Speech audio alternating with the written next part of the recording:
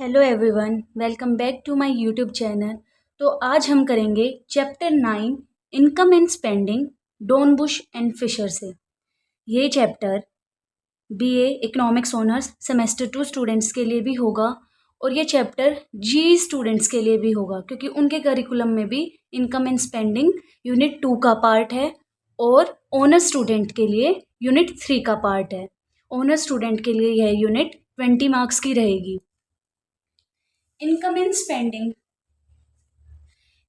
Spending को हम पहले दो सेक्टर में देखेंगे। पहले हम अपना बेस बनाएंगे, जब बेस स्ट्रोंग हो जाएगा then we will move to 3 sector economy और 4 सेक्टर तुम अपने सेमेस्टर 4 में पढ़ोगे।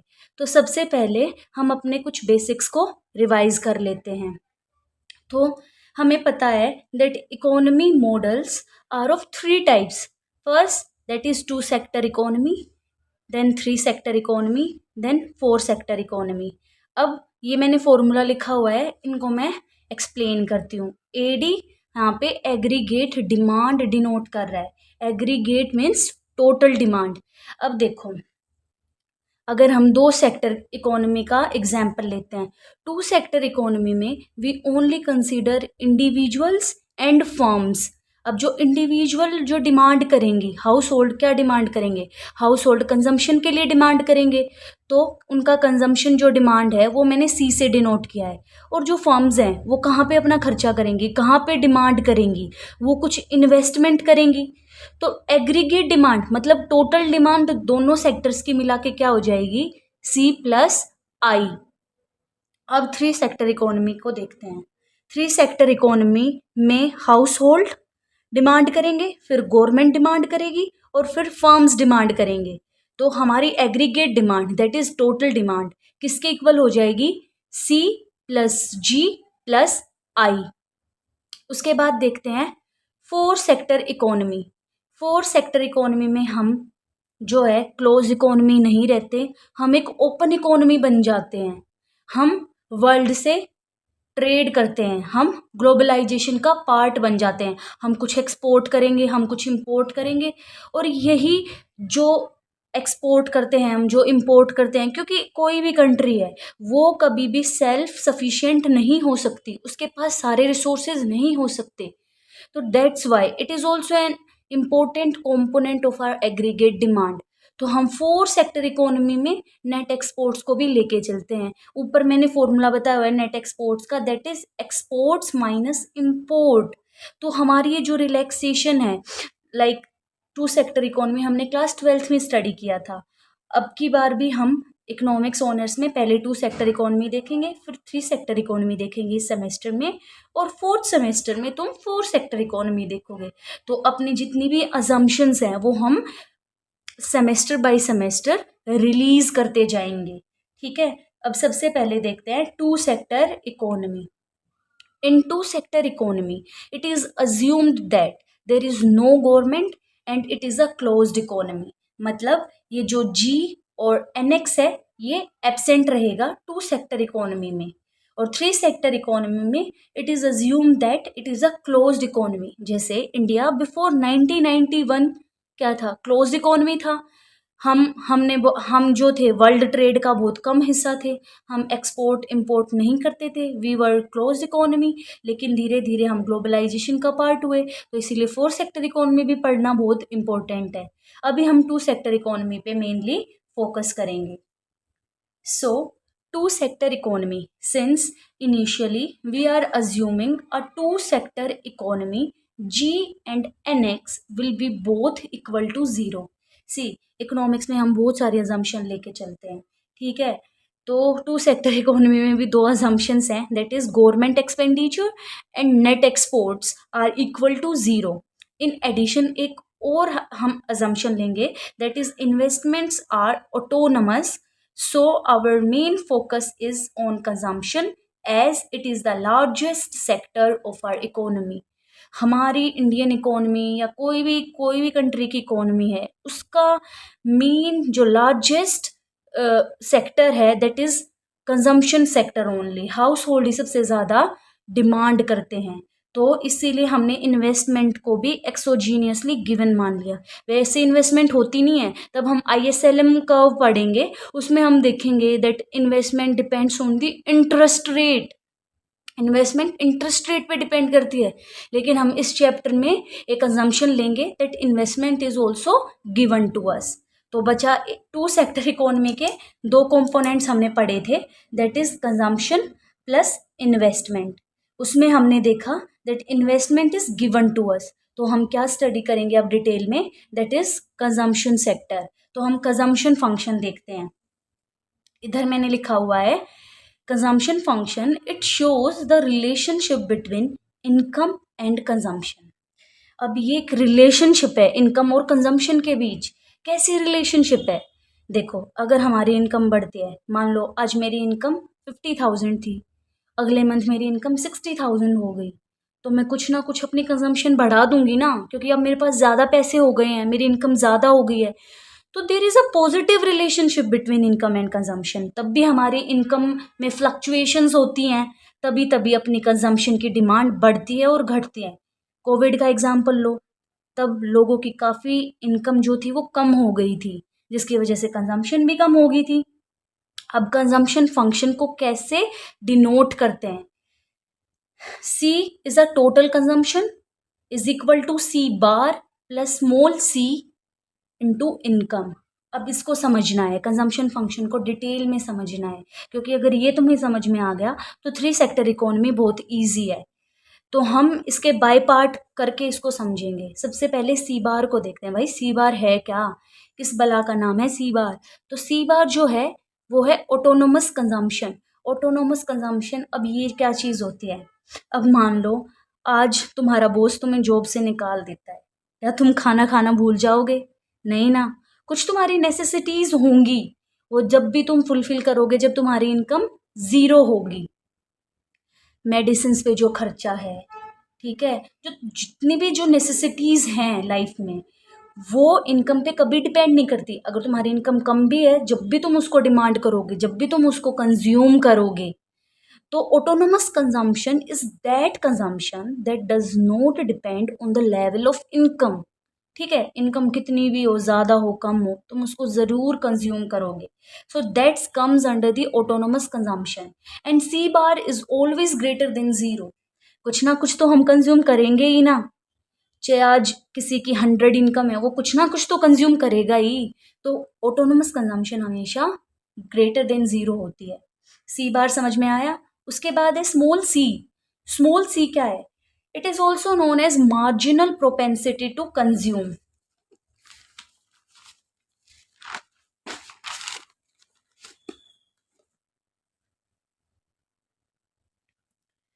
तो जो स्मॉल सी होता है वो एक इंड्यूस्ड कंपोनेंट होता है इनकम का। जब भी हमारी इनकम में फ्लक्चुएशंस होती हैं, हमारी प्रेफरेंसेस बदलती रहती हैं, हमारी कंजम्पशन हैबिट बदलती रहती हैं। हमारी इनकम ज़्यादा होती है तो हम ज़्यादा कंज्यूम करते हैं, इनकम कम होती है तो हम कम कंज्यूम करते हैं। The small see depends on the level of income. It is the induced component of income. तो जो सी बार है, it is not the function of income, it does not depend on the level of income, so that's why it is not the function of income. But small c is a function of income, it depends on the income only. Small c को हम थोड़ा detail में पढ़ते हैं because it is an important component in the consumption function. Marginal propensity to consume. Consumption function लिखते हैं C equal to C bar plus small C y. Small c is MPC, also known as the slope of the consumption function। MPC का जो formula है वो है change in consumption due to change in income is also denoted by small c। अब मैंने यहाँ पे लिखा हुआ है that change in income is always greater than the change in consumption। अब ऐसा कभी नहीं हो सकता तुम्हारी इनकम जो है वो 10,000 से बढ़ी और तुमने उतना ही कंज्यूम कर लिया, तुमने 10,000 ही कंज्यूम कर लिया। नो, तुम हमेशा सोचोगे कि कुछ ना कुछ तो सेविंग होनी चाहिए, कुछ ना कुछ पैसे बचने चाहिए फ्यूचर के लिए, because life is so unpredictable. कुछ भी कंडीशंस हो सकते हैं, कोई इमरजेंसी लाइक सिचुएशन हो सकती है। तो इसीलिए हम कुछ ना कुछ सेव करने का भी सोचते हैं at the same time. So that's why change in income is always greater then change in consumption. तो अगर डिनोमिनेटर बड़ा है और न्यूमरेटर छोटा है तो जो सी की वैल्यू है वो 0 और 1 के बीच में लाई करेगी.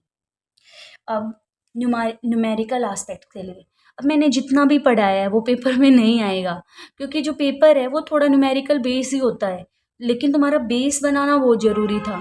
सो न्यूमेरिकल का सबसे इम्पोर्टेंट कंपोनेंट क्या होता है कि इक्विलिब्रियम लेवल ऑफ इनकम बताओ, या इक्विलिब्रियम लेवल ऑफ कंजम्पशन बताओ, इक्विलिब्रियम लेवल ऑफ सेविंग बताओ.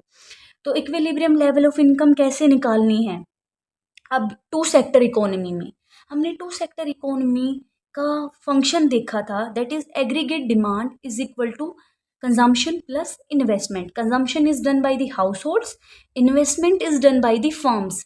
उसके बाद हमने एक अजम्पशन ली थी that investment is exogenously given to us, that is I bar. ये मैंने बार क्यों लगा दिया, that is autonomous, it is given to us.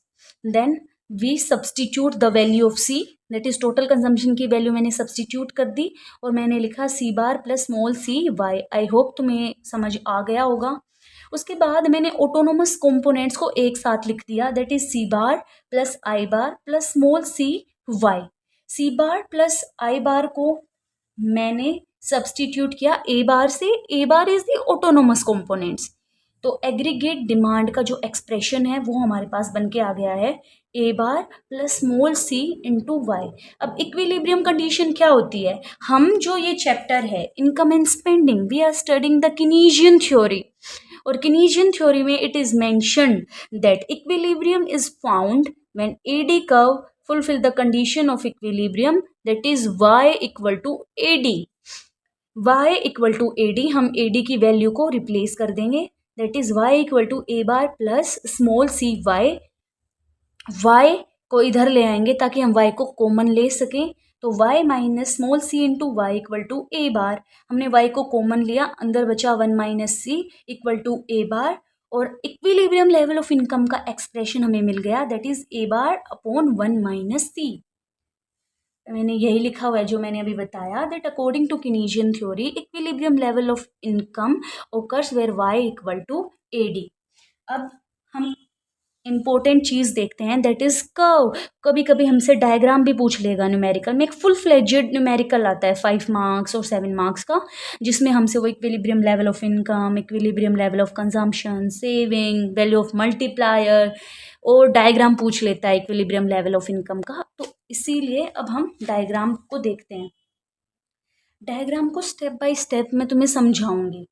तो अभी जैसे तुम देख रहे होगे इट सीम्स वेरी कंफ्यूजिंग, तो स्टेप बाय स्टेप पढ़ते हैं. सबसे पहले हम एक्स एक्सिस पे वो चीज़ लेंगे जो एक इंडिपेंडेंट वेरिएबल है, जैसे कि इनकम. इनकम डिपेंड नहीं कर रही कंजम्पशन पे, कंजम्पशन डिपेंड कर रहा है, डिमांड डिपेंड कर रही है इनकम पे. समझ रहे हो. तो हमने एक्स एक्सिस पे ली इनकम डिनोटेड बाय वाई, और हमने वाई एक्सिस पे लिया एग्रीगेट डिमांड.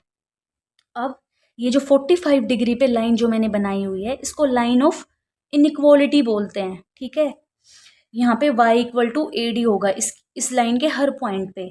तो हमने सबसे पहले ए डी कर्व बनाया. ए डी कर्व में जो ऑटोनोमस कंपोनेंट है they will always lie about to the X axis, क्योंकि हम कुछ ना कुछ कंज्यूम तो करेंगे ही और कुछ ना कुछ इन्वेस्टमेंट गिवन है, तो इसको बोलेंगे सी बार प्लस आई बार. अब एक ये पॉजिटिव स्लोप है. पॉजिटिव स्लोप क्यों, जैसे जैसे हमारी इनकम बढ़ेगी वैसे वैसे हम डिमांड करेंगे. समझ रहे हो ना, एक पॉजिटिव रिलेशन है. आज तुम्हारे इनकम में कुछ चेंज आया तो तुम पक्का कुछ डिमांड में फ्लक्चुएशन करोगे. अगर इनकम इंक्रीज हो रही है तो तुम डिमांड और ज़्यादा करोगे. तो इसीलिए मैंने ये ए डी कर्व बनाया. A D curve is C bar plus I bar plus small C into Y. और जहाँ पे भी लाइन ऑफ इनइक्वालिटी इस ए डी कर्व को टच करेगी उसको पॉइंट ऑफ इक्विलिब्रियम बोलेंगे, और उस एक्स एक्सिस पे तब ज्वाइन करेंगे उसको इक्विलिब्रियम लेवल ऑफ इनकम बोलेंगे. अब मैंने ये 2 पॉइंट्स और मेंशन किए हुए हैं, इनको डिटेल में समझते हैं क्योंकि ये हमें हेल्प करेंगे मल्टीप्लायर को समझने में. सबसे पहले y1 को देखते हैं. जब y1 को देखते हैं तो इस लाइन को देखो, जो रेड वाली लाइन है which signifies the level of income, और जो ब्लू लाइन है which signify is the aggregate demand, हमें दिख रहा है कि हमारी aggregate demand is more than our aggregate income. Same Y2 पे कंडीशन इज अपोजिट, यहाँ पे इनकम जो है वो ग्रेटर देन एग्रीगेट डिमांड है। तो ये दो कंडीशन हमारे पास आती हैं that if y is not equal to AD, जब हमारी equilibrium level of income demand के इक्वल नहीं होगी तो क्या होगा। दो कंडीशंस हो सकते हैं, अभी हमने पढ़ा जो y1 पे पढ़ा that y is less than AD, और जो हमने Y2 पे पढ़ा that y is greater than AD। इसको हम बोलते हैं अनप्लैन्ड इन्वेंट्री, जिसका फॉर्मूला होता है y माइनस AD। यहाँ पे अगर हम y माइनस AD करेंगे, AD जो है वो y से बड़ा है तो अनप्लैन्ड इन्वेंट्री नेगेटिव आ जाएंगी, और इधर AD जो है वो छोटा है तो अनप्लैन्ड इन्वेंट्री पॉजिटिव आ जाएंगी। So IU is the unplanned inventory, it is of two type. हम पहले फर्स्ट केस देखते हैं, जब अपनी एग्रीगेट डिमांड ज़्यादा है और अपना जो आउटपुट है वो कम है, तो इसमें इस केस में फर्म्स क्या करेंगे, जब अपनी डिमांड बहुत ज़्यादा हो रही है तो इस केस में जो फर्म्स हैं वो क्या करेंगी, वो अपने प्रोडक्शन को जो है वो बढ़ा देंगे, और तब तक बढ़ाएंगे जब तक हमारा जो आउटपुट है वो इक्वल ना हो जाए वाई के। और इसका अपोजिट होगा, जब अपनी एग्रीगेट डिमांड तो होगी कम और अपना आउटपुट है ज़्यादा, उस केस में क्या करेंगी फर्म्स जो हैं अपना प्रोडक्शन कट कर देंगी, और तब तक कट करेंगे जब तक अपना आउटपुट और इनकम इक्वल नहीं हो जाते। तो दोनों जो केसेस हैं वो ई नोट पे आने की कोशिश करेंगे और इक्विलिब्रियम इकोनॉमी में रिस्टोर हो जाएगा। उसके बाद एक कॉन्सेप्ट है that is concept of multiplier, और ये थोड़ा इम्पोर्टेंट हो जाता है। मल्टीप्लायर की सबसे पहले डेफिनेशन देखते हैं। Multiplier is a measure of the amount by which equilibrium level of income changes due to changes in autonomous components of AD। autonomous components of AD कौन कौन से हैं, C बार एंड I बार। जब उनमें change आएगा तो हमारी aggregate demand में जरूर चेंज आएगा, क्योंकि there is a direct relationship between C bar and I bar to AD, because C bar plus I bar plus small c y is equal to AD, हमने पढ़ा था वो expression. So gamma represent the value of the multiplier, that is change in income due to change in the autonomous components of AD। अब इसको हम detail में study करते हैं ताकि तुम्हें कंफ्यूजन ना हो। When the autonomous components of AD increases, जब सी बार और आई बार की वैल्यू इंक्रीज होगी then there will be increase in the aggregate demand, उसकी वजह से हमारी एग्रीगेट डिमांड में इंक्रीज हो जाएगा।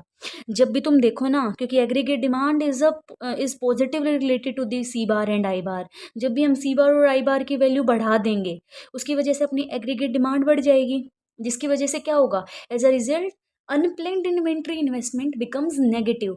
अनप्लैन्ड इन्वेंट्री आईयू का फॉर्मूला हमने क्या पढ़ा था, y minus AD।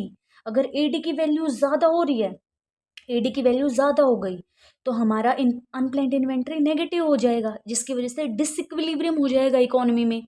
It means stock declines. Forms जो हैं अब अपनी डिमांड तो हो गई है ज़्यादा और हमारा आउटपुट हो गया है कम, तो क्या होगा, डिमांड जब ज़्यादा हो जाती है तो क्या होता है, जब हम डिमांड ज़्यादा करने लग जाते हैं तो फर्म्स क्या करेंगी, प्रोडक्शंस को बढ़ा देंगी। तो firms produce more output in subsequent period and thereby income level rises, and the increase in income increase the induced components of AD, जिसकी वजह से देखो अनप्लैन्ड इन्वेंट्री हुई, जिसकी वजह से क्या होगा, हमारी डिमांड ज़्यादा है हमारा आउटपुट कम है, तो फर्म्स क्या करेंगी, अपना प्रोडक्शन बढ़ाएंगी और तब तक बढ़ाती रहेंगी जब तक अपनी डिमांड इक्वल ना हो जाए अपने आउटपुट से। और जब अपना आउटपुट बढ़ जाएगा दैट इज़ आवर इनकम बढ़ जाएगी। जब अपनी इनकम बढ़ जाएगी तो उसकी वजह से जो अपना इंड्यूस कंपोनेंट था दैट इज स्मॉल c, वो भी तो बढ़ जाएगा, बिकॉज चेंज इन इनकम की वजह से हमारा जो है कंजम्पशन भी बढ़ चेंज होता है, क्योंकि हमने MPC के फॉर्मूले में देखा था that is small c equal to change in c upon change in y। अगर y में चेंज हो रहा है तो कंजम्पशन में भी जरूर चेंज होगा। तो इस एक्सप्रेशन को हम कैसे डिनोट करेंगे, दैट इज डेल ए बार, जब सबसे पहले ऑटोनोमस कंपोनेंट में चेंज आया उसके बाद क्या होगा, हमारी जो है इंड्यूस कंपोनेंट ऑफ इनकम भी बढ़ जाएगा, दोबारा सी क्या हो जाएगा, small C into change in a bar, अगले राउंड में सी square change in a bar, अगले राउंड में, क्योंकि ये प्रोसेस चलता रहेगा, ये मल्टीप्लायर टाइम्स वर्क करेगा। तो टोटल चेंज इन वाई में हमें एक जीपी सीरीज मिल जाएगी, और हमें जीपी सीरीज का फॉर्मूला पता है, that is a upon one minus r. Infinite sum of GP series का फॉर्मूला क्या है, a upon one minus r. A here is the first term, r here is the common difference. तो first term क्या है, first term is del A bar, और हमारा जो common difference है दैट आर, वो क्या है, इंड्यूस कंपोनेंट से बढ़ता जा रहा है, दैट इज स्मॉल सी से बढ़ता जा रहा है। तो ये क्या आ जाएगा हमारे पास, वन माइनस सी।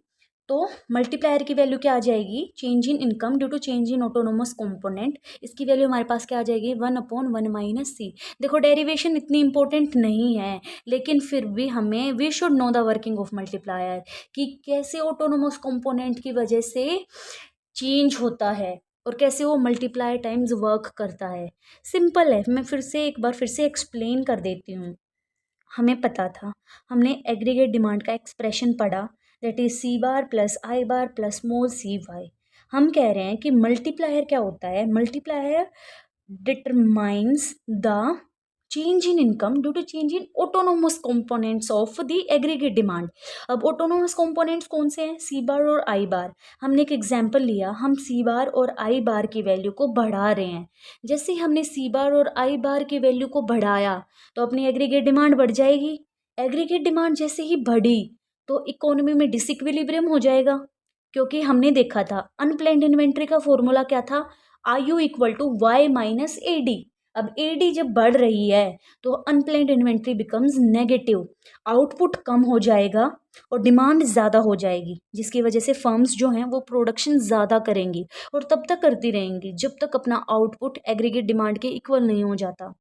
इससे इनकम इंक्रीज होगी, और जैसे ही चेंज इन इनकम होता है, चेंज इन कंजम्पशन तो उसके साथ साथ होता है, जिसको हम एमपीसी बोलते हैं, जिसको हम इंड्यूस कंपोनेंट बोलते हैं। तो ऐसे ऐसे एक जीपी सीरीज बनेगी, और हमने infinite sum of GP series से उसका फॉर्मूला निकाला, जिसकी वजह से हमारा आंसर आया वन अपॉन वन माइनस सी। अगर तुम्हें डेरिवेशन नहीं करनी, दैट इज़ योर चॉइस, क्योंकि इतना आता नहीं है डेरिवेशन। उसके बाद है, there is a relationship between the MPC and the multiplier and there is a positive relationship। अब देखो, हमने मल्टीप्लायर का फॉर्मूला निकाला वन अपॉन वन माइनस सी। पहले केस में हमने एमपीसी को लिया 0.4, हमारा आंसर आया 1.6। हमने दूसरे केस में वैल्यू ऑफ मल्टीप्लायर को बढ़ा के लिया 0.8, हमारा आंसर आया 5। तो पॉजिटिव रिलेशन हुआ। इसको शो करने में, इस रिलेशन को शो करने में मैंने एक कर्व बनाया है। थोड़ा सा तुम्हें डिफ़िकल्ट लग रहा होगा, लेकिन स्टेप बाय स्टेप समझते हैं। सबसे पहले हमने एक्स एक्सिस पे ली इनकम, हमने वाई एक्सिस पे लिया एग्रीगेट डिमांड। ये मेंशन करना बहुत ज़रूरी है, इसीलिए मैं सबसे पहले एक्स एक्सिस और वाई एक्सिस की वैल्यू बताती हूँ। उसके बाद हमने लाइन ऑफ इनक्वालिटी बनाई 45 डिग्री पे। उसके बाद सबसे पहले हम ऑटोनोमस कंपोनेंट ए बार बनाएंगे, और हमने बनाया एमपीसी को लेके 0.4 पे। 0.4 पे हमने बनाया, वहाँ से हमें इक्विलिब्रियम लेवल मिला, वहाँ से हमें इक्विलिब्रियम लेवल ऑफ इनकम मिली। उसके बाद हमने A1 डैश बनाया 0.4 पे, 0.4 पे बनाया, और यहाँ से हमें इनकम मिल गई Y1। अब उसके सॉरी हाँ, ये वाली Y1। तो इसका जब हम लेवल ऑफ इनकम देखेंगे कि कितना चेंज हुआ, ये इतना चेंज हुआ है Y0 से Y1 तक। उसके बाद हमने सेम ए बार पे स्लोप को चेंज कर दिया, हमने 0.8 ले ली स्लोप। जब हम 0.8 लेंगे तो वो स्टिपर बनेगा, हमने स्टिपर बना दिया, स्टिपर बनाया 0.8 पे। फिर हमने A1 डैश का भी स्टिपर बनाया 0.8 पे। यहाँ पे हमने जब इक्विलिब्रियम लेवल ऑफ इनकम को चेक किया, एक यहाँ पे आएगी Y1 पे, एक यहाँ पे आएगी Y1 डैश पे। अब ये वाला देखो, यहाँ से तो इतना चेंज हो रहा है इनकम में, और यहाँ से इतना चेंज हो रहा है जब 0.8 को ले रहे हैं। तो जब 0.8 को ले रहे हैं, जब लेवल ऑफ इनकम ज़्यादा चेंज हो रहा है, और जब 0.4 को ले रहे हैं तब इनकम में कम चेंज हो रहा है। तो change in income is more in case of when MPC is 0.8। तो इनकम का चेंज उस चीज़ पे डिपेंड करता है, किस पे, वैल्यू ऑफ मल्टीप्लायर पे। जितनी वैल्यू ऑफ मल्टीप्लायर ज़्यादा होगी उतना ही चेंज इन इनकम ज़्यादा होगा। तो ये कर्व तुम दिखा सकते हो, कुछ नहीं है, सिंपल क्या बनाना है, पहले ए बार पे एक कर्व बनाना है 0.4 स्लोप पे, फिर उसी ए बार पे दूसरा कर्व बनाना है 0.8 स्लोप पे, दोनों की इक्विलिब्रियम लेवल ऑफ इनकम निकाल लेना। दूसरा कर्व बनाना है 0.4 पे और दूसरा बनाना है 0.8 पे, उनकी इक्विलिब्रियम लेवल ऑफ इनकम बना लेना और दोनों का डिफरेंस देखना। जब 0.8 दोनों कर्व्स में, जब तुम दोनों कर्व्स में स्लोप ले रहे हो 0.8, तो इन चेंज इन इनकम ज़्यादा आ रहा है, ठीक है। और जब 0.4 ले रहे हो तो चेंज इन इनकम कम आ रहा है। जैसे वाई नोट पे ए बार का जो कर्व था 0.4, ये वाई नोट आया, और ए वन बार का 0.4 पे क्या आ रहा था, वाई वन आ रहा था। तो वाई नोट और वाई वन का इतना चेंज आ रहा है जब 0.4 स्लोप था, और Y naught dash Y one dash ये इतना ज़्यादा चेंज आ रहा है जो 0.8 था। तो वही शो कर रहे हैं हम। उसके बाद एक न्यूमेरिकल देखते हैं, सोल्व करते हैं। एक न्यूमेरिकल है, इसको सोल्व करते हैं, और फिर मैं तुम्हें भी एक न्यूमेरिकल सोल्व करने के लिए दूंगी, ताकि तुम्हारी प्रैक्टिस जो है वो अच्छी हो जाए 2 सेक्टर इकोनॉमी के लिए। और नेक्स्ट वीडियो में हम 3 सेक्टर इकोनॉमी को डिटेल में डिस्कस करेंगे। तो सबसे पहले न्यूमेरिकल को देखते ही तुम्हें ये अज्यूम नहीं कर लेना भाई मेरे को तो आ ही नहीं रहा। अरे यार ट्राई तो करो, ट्राई करना चाहिए। अगर तुमने अच्छे से अपने बेसिक्स को क्लियर किया है ना, तो तुम पक्का सोल्व कर दोगे उसे, ठीक है। मोर देन 50% स्टूडेंट तो यही जजमेंट कर लेते हैं पेपर देखते, भाई मुझे नहीं आएगा। नहीं, ट्राई तो करो, स्टेप्स के भी नंबर होते हैं। सबसे पहले क्या है, c equal to 20 plus 0.8y। तो न्यूमेरिकल देखते ही हमें वैल्यूज़ को समझना है। जैसे कि ये 20 है, तो ये क्या है, सी बार दिया हुआ है तुम्हें, ऑटोनोमस कंजम्पशन। 0.8 है, 0.8 तुम्हें स्मॉल सी दिया हुआ है, ये 0.8 दिया हुआ है। और इन्वेस्टमेंट तो गिवन ही होती है 2 सेक्टर में। इन्वेस्टमेंट कितनी दी हुई है तुम्हें, 50 दी हुई है। ये फर्स्ट स्टेप है, this is your first step. उसके बाद हमें क्या बताना है, फर्स्ट क्वेश्चन में find the equilibrium level of national income. मैंने तुम्हें बताया था according to Keynes theory, equilibrium level of income equal to AD. AD क्या होता है, एडी हमें पता है, एडी होता है A bar plus small C Y. ए बार क्या होता है, सी bar plus I bar plus small C Y. Values put कर दो। सी बार की वैल्यू क्या है, 20 है, आई बार की वैल्यू क्या है, 50 है, प्लस 0.8y, ये ए डी की वैल्यू है। और हमें किसके इक्वल रखनी है, y के इक्वल रखनी है।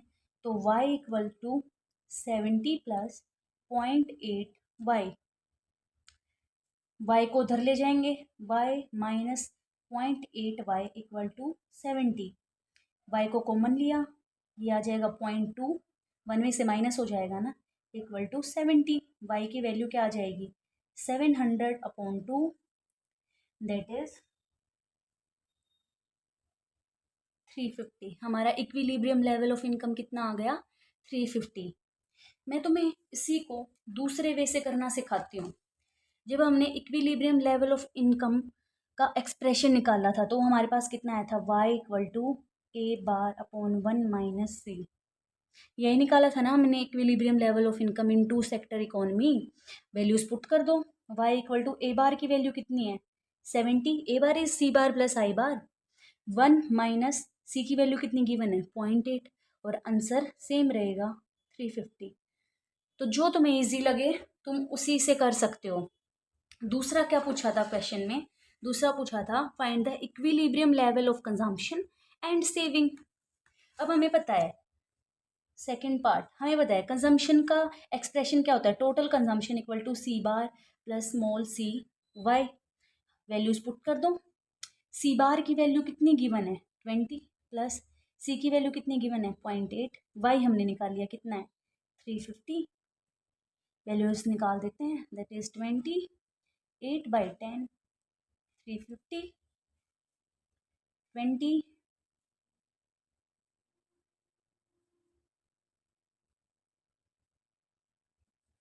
इक्विलिब्रियम लेवल ऑफ कंजम्पशन कितनी आ गई, 300। अब सेविंग, हमारी कोई भी इनकम है, हम अपने इनकम से 2 चीज़ करेंगे, या तो हम कंज्यूम करेंगे या हम सेव करेंगे। तो income is equal to consumption plus saving. हमारे पास इनकम कितनी है 350, हमारे पास कंजम्पशन कितनी आई 300, तो सेविंग कितनी हो गई, सेविंग हो गई 50, सेविंग हमारे पास हो गई 50। उसके बाद क्या है क्वेश्चन में, calculate the value of multiplier. Multiplier का फॉर्मूला मैंने तुम्हें बताया हुआ है, alpha equal to 1 minus C, 1/1 minus 0.8, 1.0.2 that is 5। Last में डायग्राम बनाना है, वो तुम बना सकते हो इजीली। मैं तुम्हें एक क्वेश्चन और करने को देती हूँ, that is C equal to 100 plus 0.2 y, investment is given to 200, और तुम्हें जितने मैंने पार्ट निकालने हैं वही निकालने हैं तीनों, सॉरी 4।